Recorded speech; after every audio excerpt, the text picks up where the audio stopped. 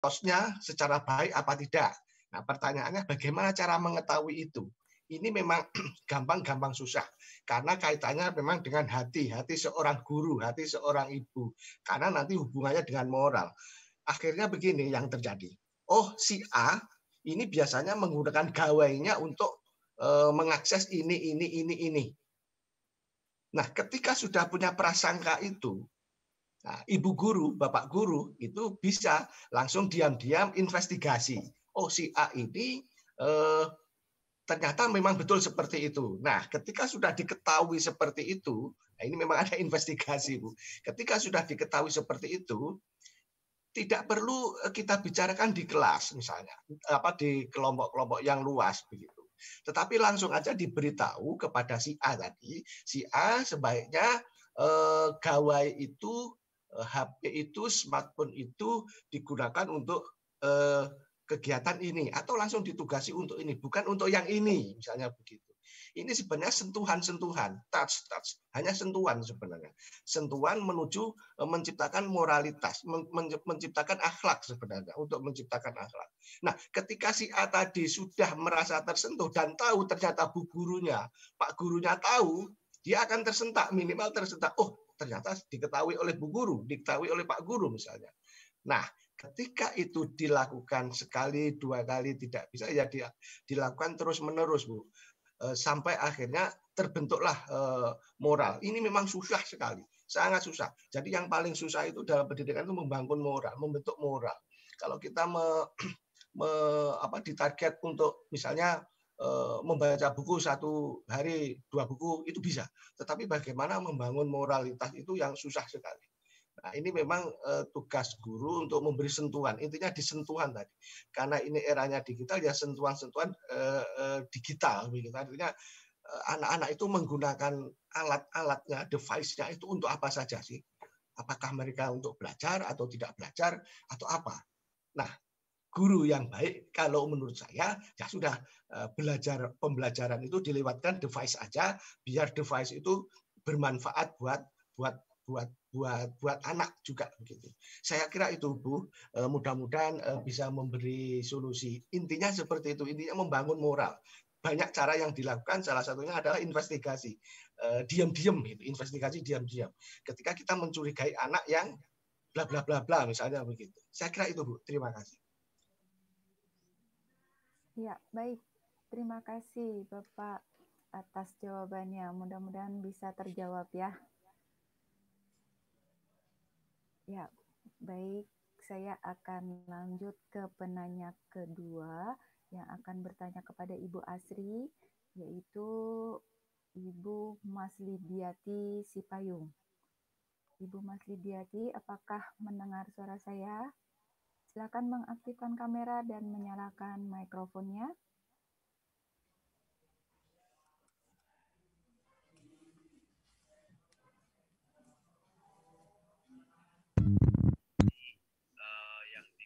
Oke, terima kasih Bu atas kesempatannya. Tadi memang saya sudah buat di chat tentang pertanyaan ini. Jadi kita menjadi cakap digital di era digital sekarang, mau tidak mau kita harus memang terima dengan bagaimana dampak globalisasi itu sendiri. Jadi yang ingin saya tanyakan, bagaimana caranya supaya anak-anak itu tidak kecanduan dengan game yang ada di Android sekarang ini, apalagi khususnya pada anak kaum remaja pelajar. Di era digital saat ini bukan hanya dimanfaatkan untuk pendidikan semata, bahkan sudah menyimpang gitu. Dan bahkan anak-anak itu sudah banyak yang tidak bermoral baik gitu. Jadi salah satunya seperti contoh sudah susah diatur gitu. Bagaimana mengatasinya? Terima kasih. Baik. Yang pertama adalah anak kita. Bu moderator, langsung saya jawab atau gimana ya? Langsung dijawab saja ya?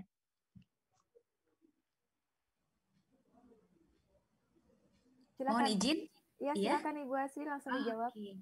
Iya, terima kasih banyak Mbak dan Ibu, terima kasih banyak atas pertanyaannya yang sebetulnya cukup mewakilkan keresahan hati para orang tua dan guru sebetulnya ya tentang kecanduan ini. Saya mau berbagi sedikit tentang ciri-ciri kecanduan. Biasanya anak yang sudah kecanduan tuh yang pertama gitu ya, ciri-cirinya biasanya mereka memprioritaskan game dibanding hal yang lainnya, itu ciri-ciri yang pertama. Ciri yang kedua, biasanya suka gelisah gitu ya kalau enggak main game sehari gitu ya.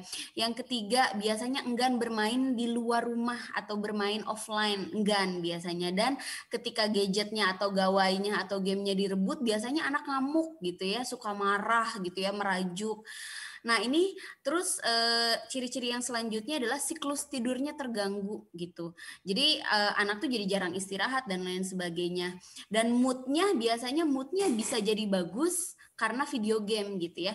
Jadi mohon izin sharing berdasarkan pengalaman saya. Yang pertama yang harus jadi solusi adalah sumber kebahagiaan anak tetap harus ada di orang tua dan keluarga, bukan game.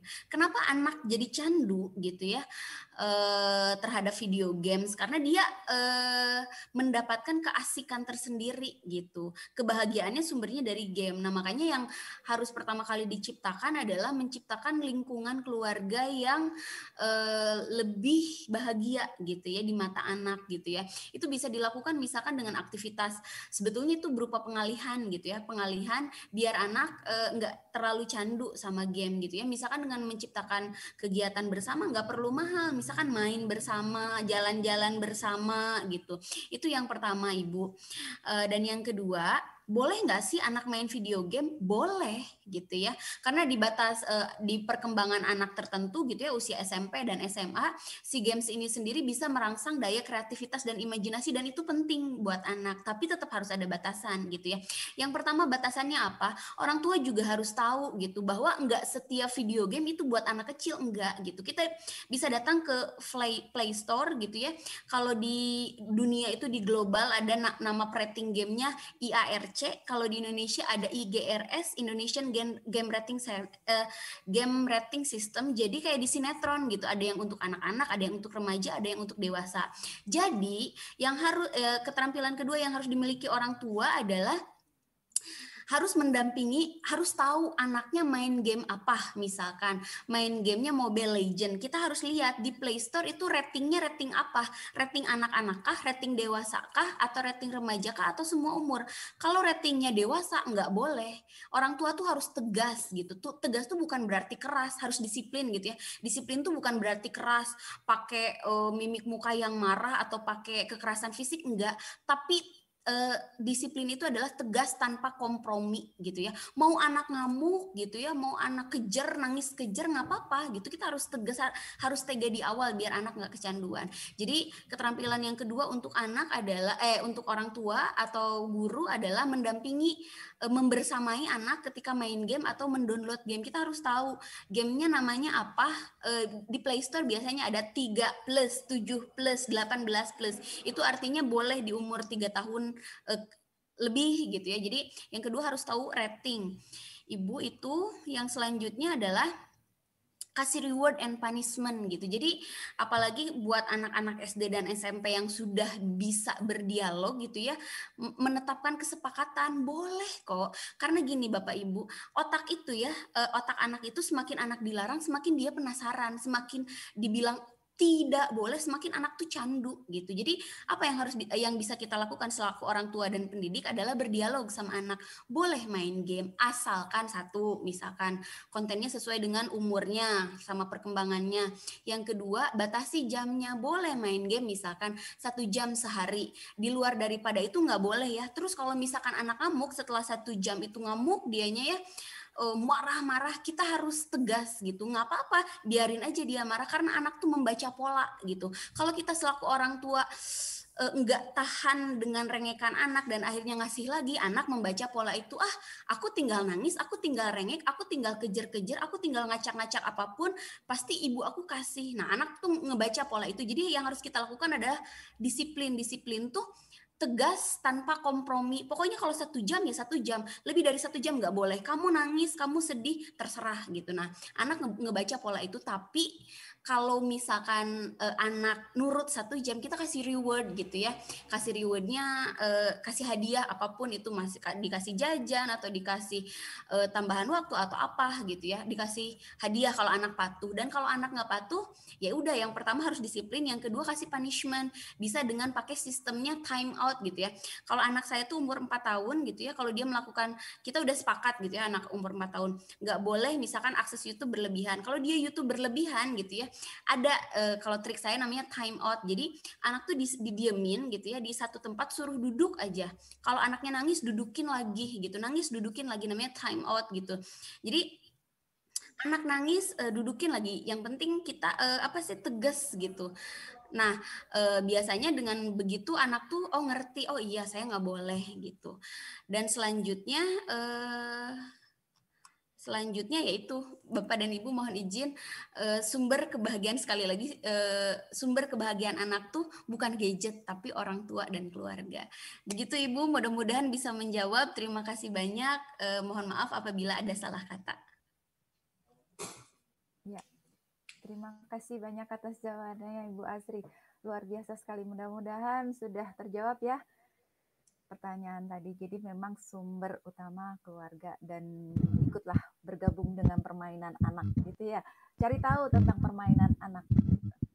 Baik, kita akan langsung ke penanya ketiga yang akan bertanya kepada Bapak Hotman. Saya akan mengundang Bapak Saud Sitombing. Bapak Saud, apakah ada? Silakan menyalakan kamera dan mengaktifkan mikrofon.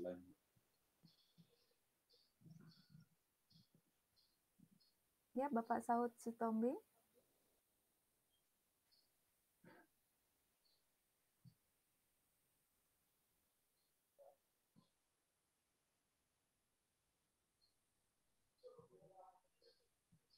Ya, silakan.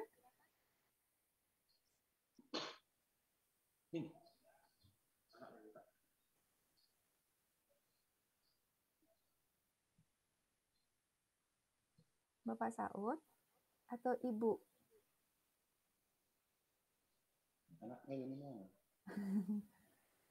Baik, mungkin mikrofonnya bisa diaktifkan.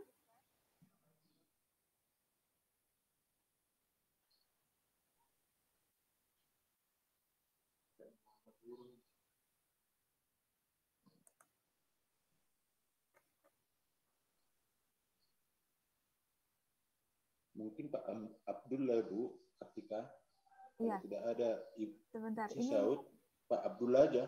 Ya, sebentar Bapak Hotman. Ini ya baik. Mungkin karena ada kendala kami tidak bisa mendengar suaranya. Berarti kami alihkan ke penanya berikutnya, yaitu Bapak Abdullah. Silakan kepada Bapak Abdullah. Ya, kira-kira silakan langsung bertanya kepada Bapak Hotman.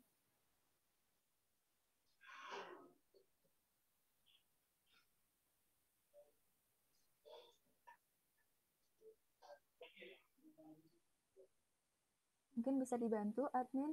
Ini mungkin masih suaranya termute. Sudah bisa didengar suara saya? Sudah, alhamdulillah. Silakan langsung bertanya, Bapak. Iya. Baik, terima kasih kepada moderator sudah memberikan kesempatan pada saya untuk langsung bertanya kepada narasumber ketiga, yakni Bapak Hotman Hutasoid, ya, selaku Kepala Dinas Menkominfo di Kabupaten Humbahas. Ya, langsung untuk pertanyaannya, Pak. Apa saja langkah-langkah dan strategi pemerintah Humbahas untuk memberikan pemahaman digital yang merata bagi seluruh elemen masyarakat, khususnya bagi guru yang merupakan notabene sebagai seorang pendidik. Ya, terima kasih Bapak. Ya, silakan langsung dijawab saja Bapak Hotman.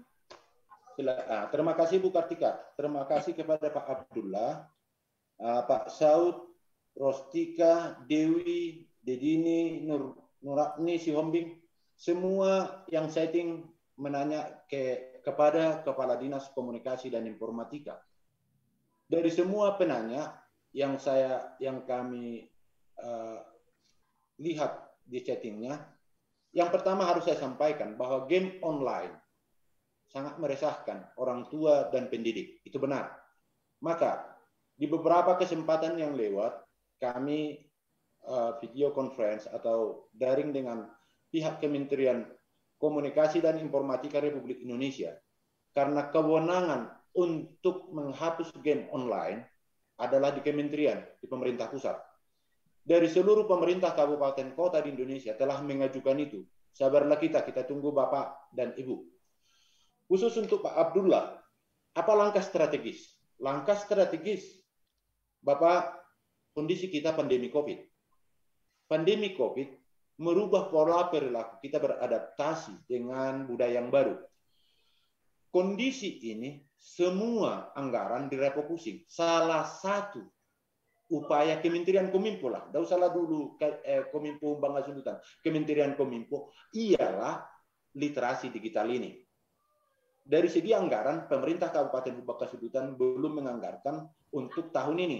Ke tahun depan mudah-mudahan tidak direfocusing, maka literasi digital akan kita lakukan berupa bintek seperti ini. Tetapi di samping itu juga kita sudah melatih bintek KIM, kelompok informasi masyarakat, sudah. Kemudian melatih bagaimana membuat konten vlogger bagi pelaku UMKM dan pelaku pariwisata. Mungkin ya tidak sampai informasinya kepada Bapak. Kemudian di semua kanal publikasi Dinas Komunikasi dan Informatika Kabupaten Bangka Sundutan selalu sifatnya edukatif, mendidik, termasuk akun Pemkap. Mungkin bisa Bapak share, ambil Bapak, bahwa saya sebagai kepala dinas bertanggung jawab bahwa itu harus mengedukasi dan mencerdaskan masyarakat. Semua konten-konten itu kami upayakan adalah mendidik. Itulah salah satu upaya yang kami lakukan. Saya ulangi sekali lagi bahwa pertanyaan tentang game online ini sudah diajukan. Kita sabar menunggu bahwa Kementerian Komunikasi dan Informatika Republik Indonesia telah menghubungi, karena ini ada yang di Play Store, ada yang di Facebook, dan ini banyak Pak. Facebook itu di luar negeri Pak. Tidak seluruhnya kewenangan pemerintah Indonesia, tetapi pemerintah sebagai pemegang regulasi tentunya sudah berupaya. Bersabarlah kepada Bapak dan Ibu, kami pahami kondisi kejiwaan, pemahaman Ibu yang galau semua. Kami tampung. Demikian yang bisa saya sampaikan Ibu Kartika. Terima kasih. Ya, baik. Terima kasih banyak. Terima kasih Pak. Mudah-mudahan sudah menjawab ya Pak Abdullah ya. Terima kasih Pak Utasoid ya. Salam literasi. Ya, salam literasi. Alhamdulillah Indonesia bisa makin cakap digital. Oke, baik. Ini penanya keempat karena beliau sudah tidak ada di tempat, tapi mungkin bisa dibantu mungkin dengan stafnya atau bagaimana? Ya, mungkin kita alihkan saja penanya keempat ini kepada narasumber yang lain. Kira-kira mungkin saya akan mengundang penanya untuk yang bertanya kepada Bapak Eko, mungkin ya satu lagi ya, kepada Ibu Rosalina.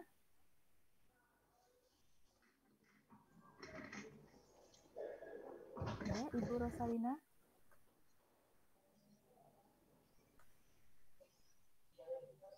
Ya. Tadi Ibu Rolasma tadi sempat dipanggil tidak terjawab ya Bu ya. Tadi kami sudah sempat memanggil. Apakah Ibu Rolasma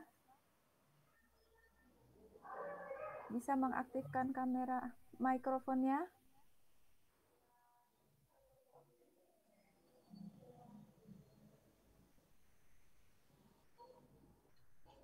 Ya, silakan. Silakan Ibu.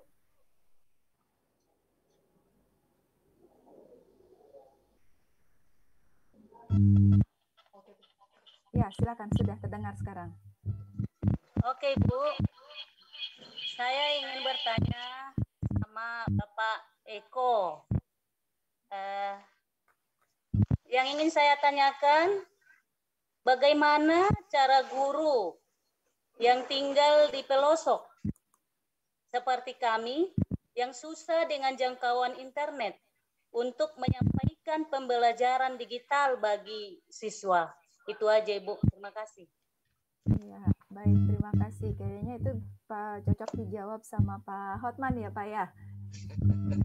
Karena di wilayahnya wilayah Humbang. Tapi nggak apa-apa, Bapak Eko, silakan mungkin bisa bantu jawab. Nanti kita minta pendapat sama Pak Hotman. Iya. Jadi ini persoalan yang sering terjadi itu seperti itu karena bagaimanapun kita sudah sering berbicara internet, tetapi infrastrukturnya juga tidak merata, juga belum merata. Ada lokasi-lokasi yang blank spot, artinya lokasi-lokasi yang belum bisa dijangkau. Lalu solusinya seperti apa? Banyak kasus-kasus yang terjadi seperti itu. Jadi di sini di kasus-kasus seperti ini yang terjadi adalah sebenarnya kompromi. Ketika kita tidak bisa menggunakan jaringan internet, berarti kita harus melakukan bagaimanapun menggunakan offline-nya, begitu kan. Yang penting adalah ini bagaimanapun pembelajaran harus terjadi, itu saja yang paling penting. Bahwa itu nanti ada kelompok-kelompok tertentu di sana, kemudian gurunya datang ke sana, begitu bisa jadi seperti itu. Tetapi pembelajaran tidak boleh berhenti hanya karena tidak ada internet, kan seperti itu. Kalau tidak ada internet ya kita cari akal, maka itu guru ini berat sekali, harus cari akal ketika situasi infrastrukturnya tidak bisa merata seperti itu. Dan ini banyak sekali dikeluhkan untuk teman-teman yang berada di pelosok seperti itu. Solusinya ya seperti tadi, mereka siswa itu kita kumpulkan di sebuah tempat begitu, untuk gurunya datang ke sana, door to door ke sana. Begitu. Nanti dijadwalkan kapan lagi datang, tentu dengan protokol kesehatan yang ketat. Saya pikir itu hanya salah satu cara yang tapi bisa dimodifikasi dengan cara-cara yang lainnya. Yang penting ada pembelajaran itu aja. Gitu Bu, menurut saya memang susah begitu ya.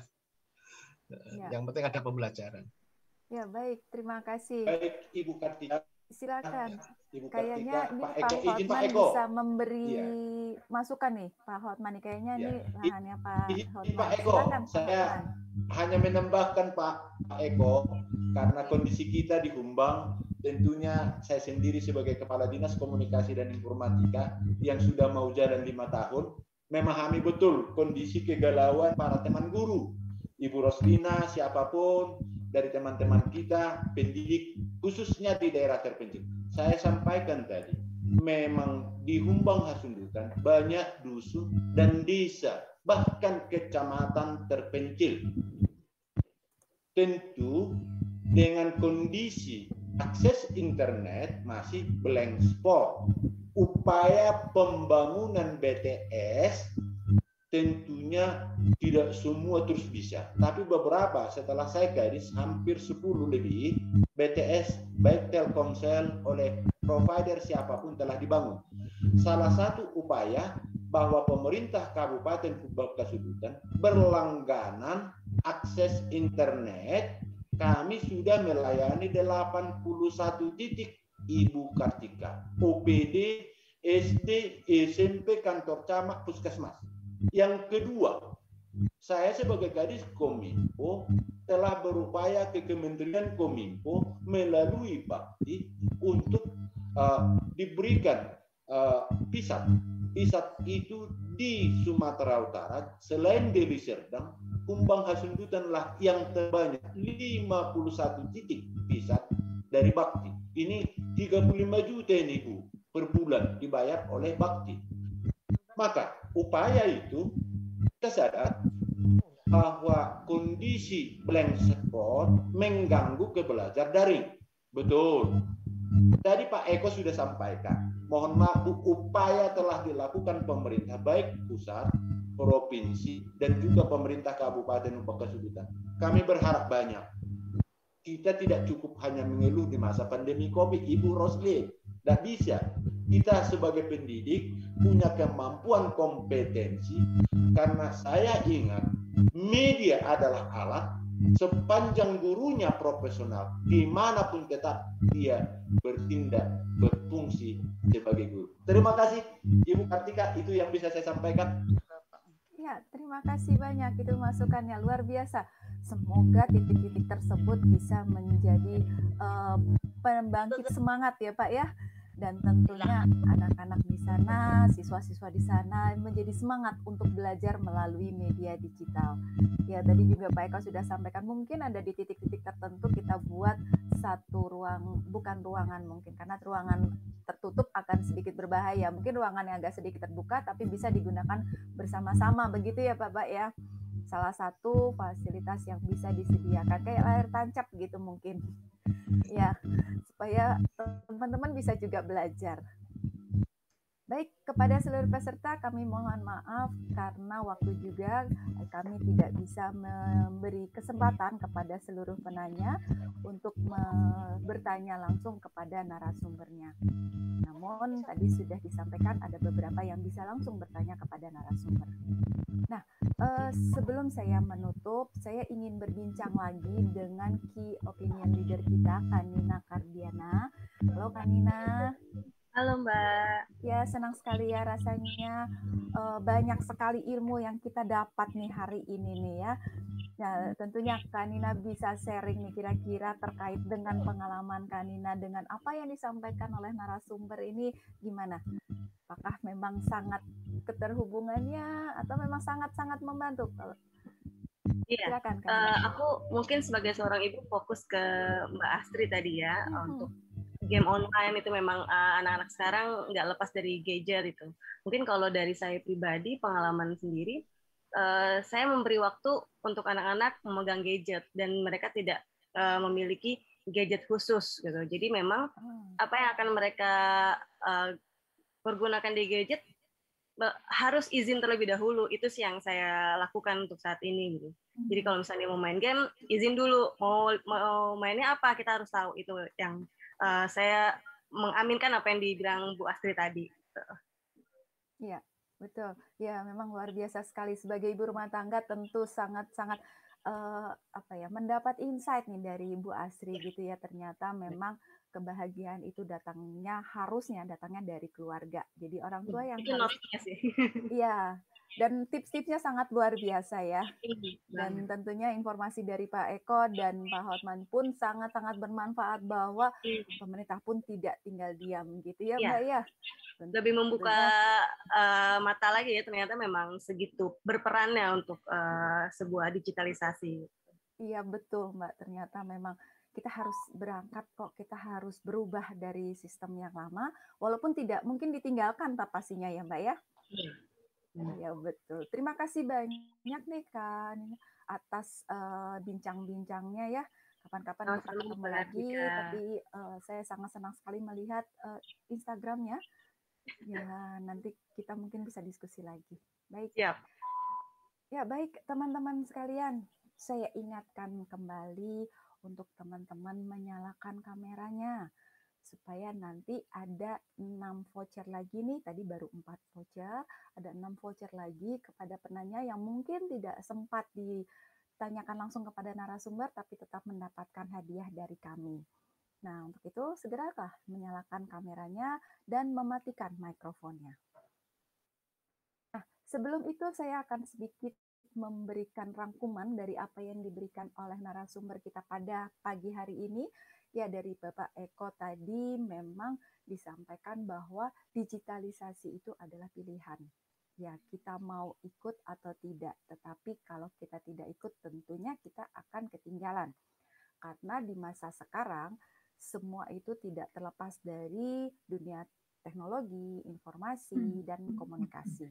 Dan tentunya sebagai seorang guru dan pendidik, itu harus bijak dan aktif, juga cakap menarik perhatian di dalam kelas dan menyesuaikan dengan selera dari siswa dan mengenal media-media sosial yang banyak dikenal oleh para siswa saat ini. Nah, kemudian dari Ibu Asri, poin yang paling penting tadi adalah kebahagiaan itu sebaiknya datang dari keluarga, bukan dari gadget. Oleh karena itu, marilah orang tua untuk aktif membuat aturan-aturan supaya siswa juga tidak candu terhadap gadgetnya. Dan menggunakan internet itu banyak caranya dan tentunya kita harus menggunakan internet yang sehat. Dan kemudian tadi dari Bapak Hotman sudah menyampaikan bahwa banyak sekali yang bisa disampaikan melalui media digital. Namun harus diperhatikan bahwa sebaiknya tidak melakukan kritik yang berkaitan dengan darat atau unsur sara, kemudian melanggar asusila, menghina, atau juga pemerasan. Nah, kemudian juga jangan sampai kita melakukan ujaran kebencian yang membuat orang lain akhirnya membenci orang lain. Ya, belum tentu juga mungkin info yang kita sampaikan itu adalah benar. Bijaklah menggunakan sesuatu, terutama menggunakan media digital. Karena tadi juga disampaikan oleh Bapak Hotman bahwa rekam jejak kita digital itu tidak bisa hilang. Ya, mungkin kita sudah hapus, tapi orang lain bisa saja tidak menghapusnya. Jadi peran orang tua dan guru juga sangat diperlukan di sini. Nah, kemudian dari Bapak Joni menyampaikan bahwa memang ada masalah yang terjadi di daerah-daerah terpencil, khususnya di Humbang Sundutan ini, bahwa memang tidak semua siswa bisa terhubung dengan internet, punya fasilitas, kemudian juga kendala pada penyampaian yang disampaikan, mungkin siswanya tidak paham dengan apa yang diberikan, tidak ada kepedulian, juga mungkin gurunya sendiri tidak memahami apa yang harus dia gunakan untuk menarik perhatian siswa. Nah, namun demikian tadi juga sudah disampaikan bahwa banyak sekali rencana-rencana atau program-program kerja untuk menunjang kegiatan literasi digital ini yang dilakukan di daerah-daerah. Nah, baiklah teman-teman, di sini di tangan saya nih sudah ada nama-nama pemenang, 6 penanya yang beruntung mendapatkan voucher dari kami, dari panitia, yaitu yang pertama Desi Sitinjak, kemudian yang kedua Rosalina, yang ketiga Dimas Bayu, yang keempat Henry Donald, dan yang kelima Gusti Parhusip, yang keenam Saud Sitoming. Ya, selamat ya buat para pemenang. Ya, terima kasih kepada seluruh peserta yang telah bergabung dan tetap bergabung hingga acara ini berakhir. Dan terima kasih juga kami sampaikan kepada para narasumber kita yang luar biasa sekali dan informasinya insya Allah sangat-sangat bermanfaat bagi kami peserta webinar pada pagi hari ini. Terkhusus kepada Bapak Dr. Andes Eko Pamuji MIKOM, Ibu Asri Dwi Andriani SIKOM MIKOM, dan Bapak Dr. Andes Hotman Hutasoid, dan Bapak Dr. Andes Joni Gultom. Juga terima kasih kami sampaikan kepada Kak Nina Kardiana sebagai key opinion leader kita. Insya Allah ilmunya akan bermanfaat bagi kita semua. Ya, teman, kita sudah sampai pada penghujung acara webinar pada pagi hari ini dengan tema Menjadi Pendidik Cerdas dan Cakap Digital. Semoga apa yang disampaikan mendapat keberkahan dan bermanfaat bagi kita semua. Ya, saya Kartika Sari beserta kru yang bertugas pada pagi hari ini undur diri. Mohon maaf atas kesalahan dan kekurangan pada penyelenggaraan webinar pada hari ini. Ya, wassalamualaikum warahmatullahi wabarakatuh. Salam, Om Swastiastu, Namo Buddhaya, salam kebajikan, Rahayu. Tentunya salam sehat.